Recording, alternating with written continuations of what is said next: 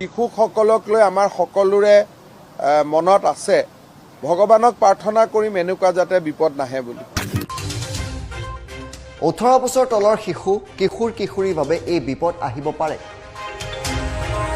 প্ৰাৰ্থনা কৰিম এনেকুৱা যাতে বিপদ নাহে বুলি। শিশুৰ আক্ৰান্তৰ 18 বছৰলৈকে ভেকচিন আছে। ভৱিষ্যতৰ দিনত কোভিডত যিটো বিপদ আহিব সেইটো আহিব 18 বছৰৰ তলৰ শিশুৰ পৰা। সেই এটা ডাঙৰ ধুমুহা এটা আমাৰ মূৰৰ ওপৰত আছে। তাৰ কাৰণে পেডিয়াট্ৰিক ইনচেন্টিভ কেয়াৰ ইউনিট 1000 বনাবৰ কাৰণে আমি এটা প্ৰকল্প হাতত লৈছোঁ, চলি আছে। কিন্তু ডক্টৰেতো সকলোৰে জীৱন বচাব নোৱাৰে। এটা ভৱিষ্যতৰ দিনৰ অনিশ্চয়তা এটা শিশুসকলক লৈ আমাৰ সকলোৰে মনত আছে ভগৱানক প্ৰাৰ্থনা কৰিম এনেকুৱা যাতে বিপদ নাহে বুলি।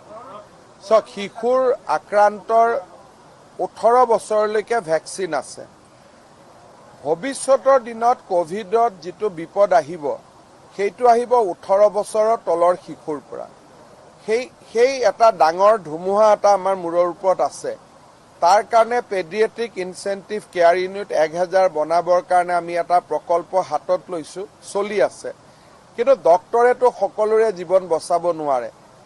এটা ভৱিষ্যতৰ দিনৰ অনিশ্চয়তা এটা শিশুসকলক লৈ আমাৰ সকলোৰে মনত আছে ভগৱানক প্ৰাৰ্থনা কৰিম এনেকুৱা যাতে বিপদ নাহে বুলি। অনিশ্চয়তা আহি পৰিছে, মই ভগৱানক প্ৰাৰ্থনা কৰিছোঁ যাতে বেয়া দিন নাহে।